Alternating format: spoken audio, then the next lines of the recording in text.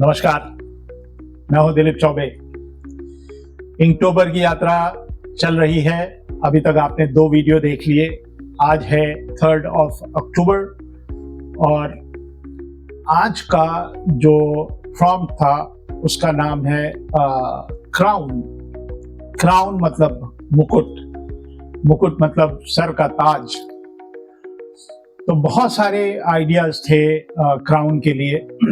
मुझे याद है बचपन में किसी ने मेरे को बताया था कि कृष्ण जी ने जो मोर का पंख लगाया वो भी एक सिंबॉलिक क्राउन था।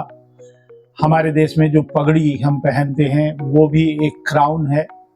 हेलमेट भी एक क्राउन है भाई। तो क्राउन जो सर के ऊपर हमने पहन रखा है वो शान की चीज होती है और हेलमेट भी शान की चीज होती है। हेलमेट पहना करिए। तो आज हमने क्राउन को पे बहुत विचार किया मैंने कि क्या बनाऊं। फिर मुझे अर्जुन का ख्याल आया।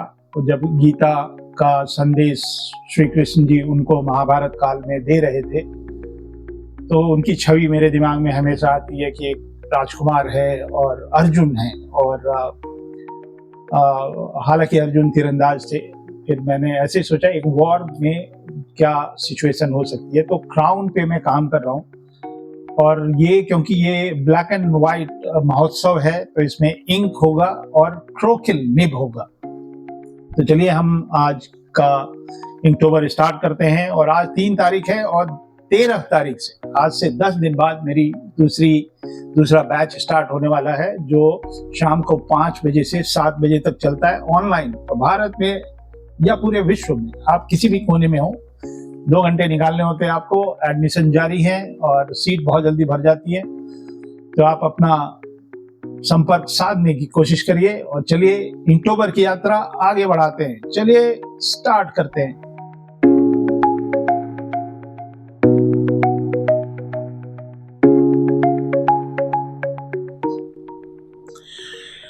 तो ये वाटर कलर का पेपर है और मैकेनिकल पेंसिल मैं यूज़ कर रहा हूँ ड्राइंग के लिए। और अर्जुन बनाना है मेरे को। और ये डे 3 पे ये क्राउन का प्रॉम्प्ट मिला है inktober की तरफ से। और प्लान ये है कि मैं सोच रहा हूँ सिर्फ माइक्रोन का पेन और ब्रश पेन यूज़ करूँगा इसके अंदर। और ये ब्लैक एंड वाइट की दुनिया है। ये सारे 31 वीडियो ब्लैक एंड वाइट में रहेंगे। तो जो प्रॉम्प्ट मेरे को मिला है वो है क्राउन। तो ये जो पगड़ी होती है ये हमारी इज्जत होती है। तो देखिए अभी मैं गया था, थोड़ा टाइम हो गया। राज कॉमिक के जो ओनर हैं मनोज जी, उनके लड़के की शादी थी जयपुर में। तो ये देखिए ये मैं साफा बांध रहा हूँ। ये जो पगड़ी है यही क्राउन है और बहुत ही हैंडसम दिलीप चौबे आपको देखने को मिल रहा है। तो मुझे बहुत पसंद है इस तरह के। और ये मेरे ख्याल से 10 मीटर 15 मीटर का ये कपड़ा है और इस कपड़े को मैंने साफे की तरह बांधा। तो थोड़े थोड़े डिटेल कर ले रहे हैं। और जो मेरा एनकाउंटर है क्राउन से वो मैं थोड़ा सा, जो मैं जितना जानता हूँ वो मैं आपको बताने की कोशिश कर रहा हूँ। हमारी देश की जो संस्कृति है उसमें बहुत तरह के संस्कार हैं और बहुत सारे राज्य हैं और बहुत समाज हैं।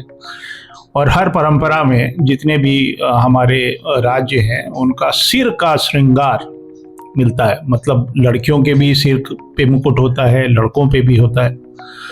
कभी हम इसको ताज बोलते हैं, सर का ताज, कभी मुकुट बोलते हैं, कभी पगड़ी बोलते हैं, या कभी साधारण सी टोपी जो गांधी जी जो पहनते थे वो भी एक तरह का क्राउन है। तो इसमें जो है हमारा जो हिस्ट्री है, इंडियन हिस्ट्री, जिसके अंदर शौर्य मतलब जो हमारी बहादुरी है और जो इतिहास है उसकी ब्यूटी इसके अंदर छुपी रहती है, जो हम क्राउन जिसको बोलते हैं। तो पहले जो मुकुट या जो ताज जिसको मैं बोल रहा हूँ वो उसके बारे में थोड़ा सा जानते हैं, थोड़ा सा बात करते हैं। मुझे अच्छा लगता है क्योंकि मेरा एक जीवन का एक यात्रा है। और जो नए ज़माने के जो बच्चे हैं जेन जी मैं भी उनके लिए थोड़ा एक बड़ा बुजुर्ग ही हूँ, जो उनको थोड़ी सी चीज़ें जो मुझे पता है वो हम ये कंसेप्ट आर्ट के माध्यम से उनको बताने की भी कोशिश करते हैं। तो जो राजा रानी या जो देवी देवता हमारे जो मुकुट पहनते थे सोने की, चांदी की। वो सिर्फ ज्वेलरी नहीं था, मतलब वो गहना नहीं था, वो हम लोग जो उनका पावर था, जो शक्ति है या जो जिम्मेदारी है या जो सम्मान है, वो सिंबॉलिक रूप से वो जो क्राउन है उसके अंदर हम लोग देखते हैं। और रामायण और महाभारत काल में जो भगवान श्री राम जी और श्री कृष्ण जी के जो मुकुट जो पहनते थे, वो एक आभूषण या ज्वेलरी नहीं थी, और उनका जो व्यक्तित्व है उससे दिखता था। और कुछ मुगल बादशाह भी आए, या जो हमारे मराठा साम्राज्य है, छत्रपति शिवाजी महाराज का जो राज मुकुट है, अद्भुत है भाई। मैं कुछ इलस्ट्रेशंस में मैंने उसको देखे हैं। और वो जो मराठा लोग जो लाल रंग का एक पगड़ी पहनते थे, आज भी पहनते हैं। मैं देखता हूँ गणेश उत्सव होता है या कई सारे महाराष्ट्र के त्यौहार होते हैं जिसके अंदर वो लाल रंग का वो पगड़ी पहनते हैं। वो जो है वो एकदम भारत की भी और महाराष्ट्र के गौरव और शान का प्रतीक है। और जो पगड़ी है, जो अभी आपने मेरा वीडियो में देखा, वो जो साफा बोलते हैं उसको, जो पगड़ी जो है वो खाली एक कपड़ा या एक लंबी पट्टी नहीं है, बल्कि वो आत्मसम्मान और मान सम्मान का प्रतीक है। जब शादी में गए हम मनोज जी के लड़के की, तो उन्होंने कहा साफा बांधने का एक परंपरा है। तो राजस्थान में तो जो पगड़ी बांधने का जो तरीका है, गुजरात में भी अलग है, पंजाब में भी अलग है। तो वो जो बांधने का जो तरीका है वो हर जगह अलग है। मतलब आप जोधपुर चले जाएं, जयपुर चले जाएं, जैसलमेर चले जाएं, हर जगह पगड़ी बांधी जाती है। और जो पंजाब में जो सिख लोग हैं, उनका पग जो है वो एकदम उनके लाइफ का अभिन्न हिस्सा है। और उनके साहस या जो उनका जो बल है और जो उनकी धार्मिक आस्था है, उसका प्रतीक है वो। हमारे यहाँ भी, मतलब उत्तर प्रदेश में कुछ नहीं होता तो एक गमछा लपेट लेते हैं, गर्मी भी होती है तब भी बांध लेते हैं। वो एक अलग स्टाइल है हर जगह। और टोपी जो है वो भी एक क्राउन है। जो मैं अभी बोल रहा था ना कि जो हेलमेट है वो भी एक क्राउन है। तो आप हेलमेट जरूर पहना करें अगर आप दो पहिया वाहन चला रहे हैं तो। और गांधी जी जो टोपी पहनते थे, वो आज़ादी के आंदोलन का प्रतीक रहा। आज भी महाराष्ट्र के कई जगह हम जाते हैं ना, पूना गए थे, बम्बई गए थे, तो काफ़ी लोग हैं जो वो टोपी पहनते हैं। और उत्तर भारत में अगर आप पहाड़ों पे जाएंगे ना, हिमाचल पे या उत्तराखंड में, वहाँ भी अलग अलग टाइप की मोटी सी पट्टी होती है, हरे रंग की होगी, कोई लाल पट्टी वाली होगी। और कश्मीर में भी जो फिरन वो लोग पहनते हैं ना, उसमें कश्मीरी लोग एक टोपी होती है, उसको शायद कराकुल टोपी बोलते हैं शायद, तो वो पहनते हैं। महाराष्ट्र में फेंटा बांधते हैं, पुणेरी पगड़ी। हमारे कुछ स्टूडेंट हैं, सुधांशु, अभी वो पुणेरी पगड़ी पहने थे। और गणपति उत्सव में उसने एक छत्रपति शिवाजी का रूप धरा था और कुछ नाटक था, उसमें उसने वो टोपी पहनी थी या जो पुनेरी पगड़ी थी। उसको देख के एकदम मजा आ गया भाई। सुधांशु, बिल्कुल ऐसे ही देश की शान बढ़ाओ। और दक्षिण भारत में अगर आप जाएंगे तो मैसूर में भी कुछ पगड़ी होती है, वो उसको मैसूर पैटर्न का, वो जो गोल टोपी जो होती है ना, वो आम इंसान की पहचान है। हमारे जो पुलिस विभाग के लोग हैं, वो जो कैप पहनते हैं, वो एक तरह से क्राउन है, वो उनका सम्मान है। तो मतलब मुझे बहुत अच्छा लगता है। मतलब पुलिस की टोपी, मैं एक कैरेक्टर बना रहा हूँ गुड्डू दरोगा, तो मैं वो टोपी बनाता रहता हूँ। और मैंने एक रखा भी है जिसपे लोगो नहीं है भाई, वो टोपी मुझे बहुत पसंद आती है, उसका डिज़ाइन। और नागालैंड वगैरह में भी अलग पारंपरिक टोपी होता है, अरुणाचल प्रदेश में भी अलग होता है। और ये वहाँ की वीरता और संस्कृति को ही दिखाता है कि कितने वीर लोग हैं, और टोपी से उनकी आइडेंटिटी भी बनती है। और तो मैंने ये पेंसिल से ये ड्रॉ कर लिया अर्जुन को। और मैं देखिए, ये माइक्रोन का 1, 2, 3, ये 3 पेन है हमारे पास। तो कभी मैं 1 नंबर यूज़ करता हूँ, कभी 2 नंबर यूज़ करता हूँ। तो 2 और 3 जो है ना, वो थोड़ा मोटा है। तो जब मैं वो मोटा वाला जो लाइन करना होता है तो 3 नंबर यूज़ करता हूँ। और जो शैडो जैसा जो आप देख रहे हैं फेस के ऊपर, जो एकदम पतली वाली लाइन है, जिसको हम हैचिंग बोलते हैं, जैसे दाढ़ी वाड़ी है या ये मूंछ के बाल हैं, तो इसके लिए मैं 1 नंबर का माइक्रोन का पेन यूज़ कर रहा हूँ। तो ये जो हमारे 31 वीडियो रहेंगे, उस 31 वीडियो में ब्रश एंड इंक और जो भी ब्लैक एंड वाइट के जितने भी माध्यम है, चारकोल नहीं यूज़ करूँगा और ग्राफाइट नहीं यूज़ करूँगा, क्योंकि ये इंकटोबर है। जिसमें भी इंक होता है, इंक से बनाया जाने वाला आर्ट वर्क, ये उनके कुछ नियम कानून होते हैं इंकटोबर में। और ink wash, brush and pen and brush and ink, ये माइक्रोन है, थोड़ा नई टेक्नोलॉजी है। तो मैं सोचा कि ये आर्ट वर्क मैं सिर्फ माइक्रोन से बनाऊंगा। ड्राइंग उन्होंने भी कह रखा है, जो रूल्स हैं कि आप पेंसिल से अंडर ड्राइंग कर सकते हैं। हालांकि हमको ज़रूरत नहीं होती है, लेकिन अच्छा लगता है, पेंसिल से थोड़ा माइंड मेकअप हो जाता है कि कितना काम करना। और क्राउन उनका प्रॉम्प्ट है आज। तो क्राउन जो है वो एक टोपी है। मैं तो कहीं पढ़ा था कि जो हमारा कोहिनूर का हीरा है वो भी किसी मुकुट में ही लगा था, जो कि आज लंदन के किसी म्यूजियम में है। तो वो लाना है भाई, हमारे देश का सम्मान है। तो वो क्राउन में कोहिनूर लगा हो, मतलब ये सब चीज़ें सुन के भारत देश की जो प्राचीन सभ्यता रही है या जो हमारा गौरव रहा है, तो दुनिया का सबसे बड़ा हीरा हिंदुस्तान से लेके ब्रिटेन के लोग लेके निकल लिए यहाँ से। तो जो हमारी धार्मिक दृष्टि अगर देखी जाए ना, जो हमारे धर्म के अनुसार है, उसमें जो ताज या जो मुकुट, ताज मेरे ख्याल से उर्दू या फारसी का कुछ लफ्ज़ है, और मुकुट जो है उससे हिंदुस्तान की पहचान है। तो जब मैं क्राउन टॉपिक पे बना रहा था ना, तो मैंने सोचा कि क्यों ना जो श्री राम जी का राज्याभिषेक हुआ था वो मैं उस पर आर्ट वर्क करूं। लेकिन और मेरे दिमाग में एक श्रद्धांजलि समझ लीजिए, एक बहुत पुराना आर्ट वर्क है राजा रवि वर्मा का, वो मेरे बहुत हृदय के करीब रहता है। तो मैंने सोचा था कि श्री रामचंद्र जी का जो राज्याभिषेक है, जिसमें उनको ताज पहनाया जा रहा है या जो मुकुट पहनाया जा रहा है, मैं ये टॉपिक पे बनाऊं। लेकिन उसमें थोड़े से डिटेल ज़्यादा होते और थोड़ी धार्मिक भावनाएं हैं, क्योंकि राजा रवि वर्मा के भी जो आर्ट वर्क है उसके ऊपर थोड़ी बहुत कंट्रोवर्सी रही थी उस समय भी और आज भी है। तो मैंने सोचा कि टॉपिक थोड़ा नहीं टच करते हैं, बस पगड़ी के तो बहुत सारी चीज़ें हो सकती हैं। ये जो जाड़े में हम लोग टोपा पहन के घूमते हैं वो भी हमारा मुकुट ही है भाई। तो जब मंदिरों में, जैसे जो मैं अभी बता रहा था, श्री रामचंद्र जी का जो राज्याभिषेक हुआ, तो मंदिर में जब मुकुट पहनाया जाता है तो वो सजावट नहीं है कि भैया हमने सजा दिया, ईश्वर को सजाने के लिए नहीं होता है। मतलब वो जो देवता हैं उनकी जो सर्वोच्चता, मतलब जो गुणों में सर्वश्रेष्ठ है, उसका प्रतीक है। और मुकुट भी बहुत तरह के हैं। मैंने जैसे जगन्नाथपुरी की मूर्तियों में मैंने देखा, या तिरुपति बालाजी की मूर्ति देखी, या द्वारका में कृष्ण जी का मूर्ति है। तो देव मूर्ति को हम मुकुट से सजाते हैं और वो उनकी सर्वोच्च होने की एक गवाही देता है कि भैया ये सर्वोच्च है। अब भारत में जो हमारी शादी ब्याह होता है ना, तो उसमें पगड़ी का बहुत महत्व है। वो एक तरह से हम उनको राजा की, दूल्हे को हम दूल्हे राजा, मतलब वो गोविंदा वाली नहीं, मतलब दूल्हे राजा के नाम से हम उनको संबोधित करते हैं। वो राजा होते हैं। और जैसे सैनिक लोग बारात में जाते थे, मतलब युद्ध में जाते थे ढोल नगाड़े बजाते हुए, वैसे ही हमारी बारात निकलती है।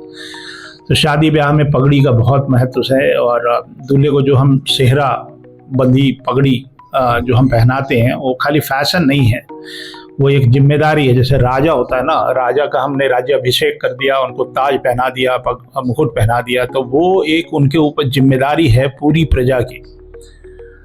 तो इस वजह से हम जो राजा होते हैं उनको जब मुकुट पहनाते हैं तो वो एक बहुत बड़ी रिस्पॉन्सिबिलिटी होती है। तो एकदम बिल्कुल वही है कि जो हम पगड़ी पहना रहे हैं दूल्हे राजा को, तो उनको एक बहुत बड़ी जिम्मेदारी दे रहे हैं।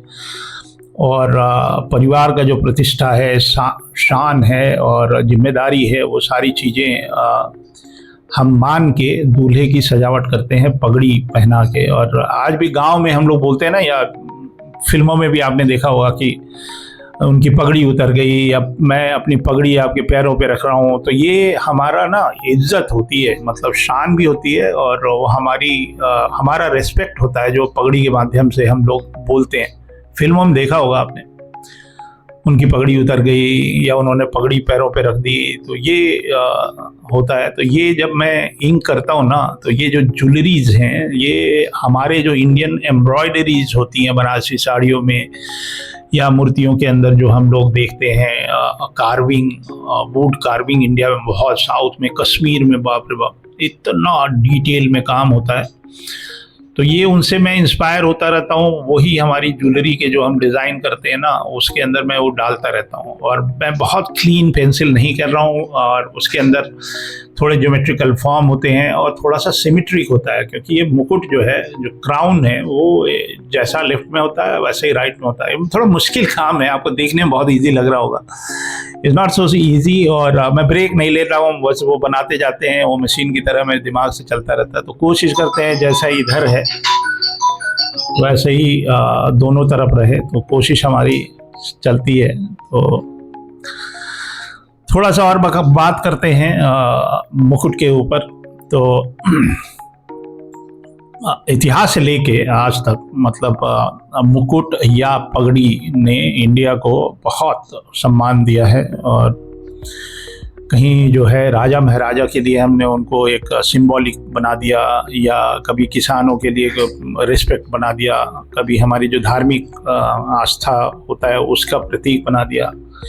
और कहीं हमारी जो हिंदुस्तान की आज़ादी की जब लड़ाई थी, जब गांधी जी ने अहिंसा के रास्ते अपने देश को, सबको उत्साहित किया और कहा कि देश की आज़ादी के लिए हमको कुछ लड़ना है, तो मेरे ख्याल से जब वो चंपारण था, वो नमक सत्याग्रह था, देखो तो बहुत, मतलब हिस्ट्री में डेट वेट हमको नहीं पता है, लेकिन एक दांडी मार्च का एक स्कल्पचर मैंने देखा है। हमारे 100 के नोट पे या 500 के नोट पे भी वो दांडी मार्च की मूर्ति है, गांधी जी सबसे आगे जा रहे हैं, तो सारे नेता जो हैं वो गांधी टोपी पहने हैं। तो यही पगड़ी जो है वो हमारी आज़ादी की लड़ाई का एक निशान भी बना। तो ये सब चीज़ें जो हैं हमारे देश को बहुत महान बनाती हैं। और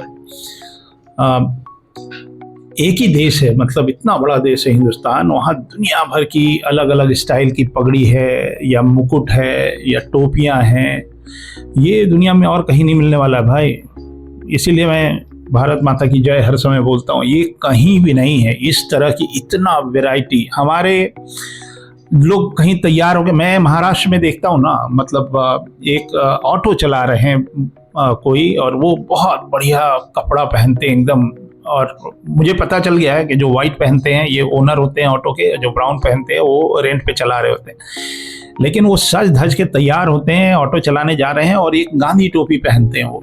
मतलब कितना ही सम्मान की बात है ये। तो यही सब मिला के जो हमारा देश है, वो हमारी सांस्कृतिक जो धरोहर है, वो हमारे देश को समृद्ध बनाती है। और जो नए ज़माने के बच्चे हैं जो इस फील्ड में आ रहे हैं, वो अपने आर्ट वर्क में जो हमारी संस्कृति है उसकी झलक भी अगर आप दिखाएंगे, तो एक तो हमारा कल्चर भी सुदृढ़ होगा। और ये जो मैं वीडियोस बना रहा हूँ, उस वीडियोस के माध्यम से, और मुझे भी अपनी पुरानी जो भी हमारी संस्कृति की चीज़ें हैं, वो जो मैंने आज तक देखी हैं, मतलब ये हम अपने आर्ट वर्क में दिखाने की कोशिश करते हैं। और नए बच्चे जो इंटरेस्टेड हैं इस फील्ड में, उनको मेरे माध्यम से कुछ अच्छी बातें सीखने को मिल रही हैं। और कुछ अगर गलतियां होती हैं तो आप लोग माफ़ कर दिया करिए, क्योंकि मेरा किसी को हर्ट करने का कोई वो नहीं है। देखिए, आर्ट बना रहा हूँ, एक ड्राइंग बना रहा हूँ, और उसके साथ मैं जो भी हमारे जीवन के एक्सपीरियंस हैं वो भी शेयर करता हूँ, जो चीज़ें मुझे प्रभावित करती रही हैं,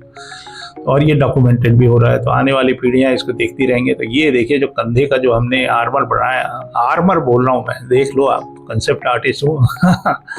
तो आर्मर्स एंड प्रॉप ये हम बाद में डालते हैं। एक एनाटॉमी जो है वो ज़रूरी है, थोड़ा सा एग्जैजरेटेड एनाटॉमी है, बट डायनेमिक पोज है, कॉन्ट्रापास्टो टाइप का है। तो पीछे मैंने कुछ ऐसे ही हाथी, मतलब बहुत मेहनत नहीं कर रहे हैं। वॉर वगैरह का भी बनाऊंगा बढ़िया सा।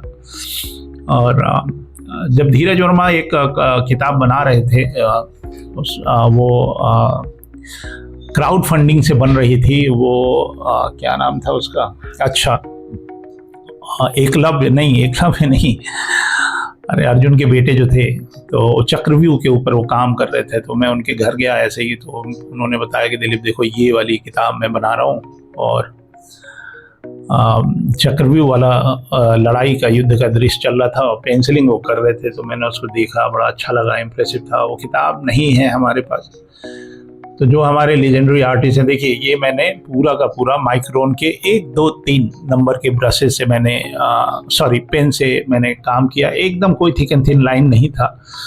तो थोड़ा वेट डालने के लिए जो शैडो होता है ना, वो थोड़ा सा वजन पड़ता है उसके अंदर, तो ये मैं हल्का सा जो एजेज है जहाँ पे जो थिक एंड थिन वाला जो मामला रहता है, तो ये माइक्रोन का ही ब्रश पेन है। और कॉपिक मार्कर भी सोच रहा हूँ, एक कॉपिक मार्कर से भी काम करके दिखाऊँ आपको, तो वो भी ब्रश एंड इंक ही है। कॉपिक मार्कर मेरे पास पूरा सेट हुआ करता है सिंगापुर में, लेकिन बहुत मैंने उसको यूज़ किया, फिर कुछ सूख गए, कुछ रह गए। रोटरिंग का भी पेन मैं यूज़ करता था, अब ये सब चीज़ें मिलती भी तो नहीं है, मतलब अगर आप ढूंढने जाओ रोटरिंग का पेन, तो बहुत पुरानी स्मृतियाँ हैं उसके साथ रोटरिंग के पेन से। ये काम जो अभी हमने माइक्रोन से किया, ये किसी ज़माने में हम लोग रोटरिंग के पेन से काम करते थे, और अभी मेरे पास फाउंटेन पेन भी है, वो भी मैं यूज़ करूँगा। बहुत सारे प्रयोग हैं अगर आप ट्रेडिशनल आर्ट पे ही काम करें। और जो लोग एआई से डरे बैठे हैं, वो डरते रहें भाई, आप डरते रहिए। आपका जवाब मैं दे दे रहा हूँ, जवाब ये दे रहा हूँ कि चाहे जितनी टेक्नोलॉजी आ जाए, मैं भी करता हूँ, मैं भी एआई को एक्सप्लोर ही कर रहा हूँ, और मेरे जो स्टूडेंट्स हैं या जो हमसे जुड़े हुए हैं, वो एआई को यूज़ करके पैसे भी बना रहे हैं भाई। और आप सोच ही रहे हैं कि भैया एआई आएगा तो हमारा जीवन खतरे में हो जाएगा। खतरे में नहीं होगा, आपका अगर फाउंडेशन अच्छा है। आप जितने लोग एआई में पैसा लगाएं सॉफ्टवेयर को खरीद के, आप लोग मैं बता दूं, end of the day you need an artist. एक आर्टिस्ट चाहिए आपको, जो आपके एआई से प्रॉम्प्ट लिख के ड्राइंग वगैरह निकाल के उसके ऊपर टच वच करके, आर्टिस्ट, यू नीड आर्टिस्ट जिसका फाउंडेशन अच्छा है। अगर आपको प्रोडक्शन में यूज़ करना है तो आर्ट की विजय है हर समय, और ऐसा कोई नई चीज़ नहीं है। इससे पहले भी एक ज़माना था जब हमारे दुनिया में डिजिटल एग्जिस्ट नहीं करता, उससे पहले से हम इंडस्ट्री में थे भाई। फिर डिजिटल आ गया तो कौन बड़ा भारी हो गया, लोग बोलने लगा कि कैनवास पे पेंटिंग बंद हो जाएगी और फोटोशॉप पे पेंट होगा। 3D प्रिंटिंग आ गई तो लोगों ने कहा अब स्कल्पचर बंद हो जाएगा। तो आप टेक्नोलॉजी को अडॉप्ट करते चलिए। आज भी अखबार छपता है ना, लोग अखबार खरीदते हैं ना, कौन सा बंद हो गया न्यूज़पेपर? तो अब न्यूज़पेपर भी उस पर आता है। तो वो सब टेक्नोलॉजी को अप्रिशिएट करिए, use AI and but when I will use AI आपसे बेहतर करूँगा। तो ये मैंने बना दिया और ये हमारा हस्ताक्षर है। उम्मीद है आपको Day 3 इक्टूबर अच्छा लगा, और ये जर्नी चलेगी लंबी 31 तारीख को। और मेरी क्लासेज जो है आज से 10 दिन बाद स्टार्ट हो रहे हैं, तो जितनी जल्दी आप संपर्क करेंगे, आपके लिए जीवन में उतना समय मिलेगा अपने पोर्टफोलियो पे काम करने के लिए। तो उम्मीद करते हैं आपको अक्टूबर में मज़ा आ रहा है, कुछ नई चीज़ें सीखने को मिल रही हैं। मिलते हैं कल, तब तक के लिए जय हिंद।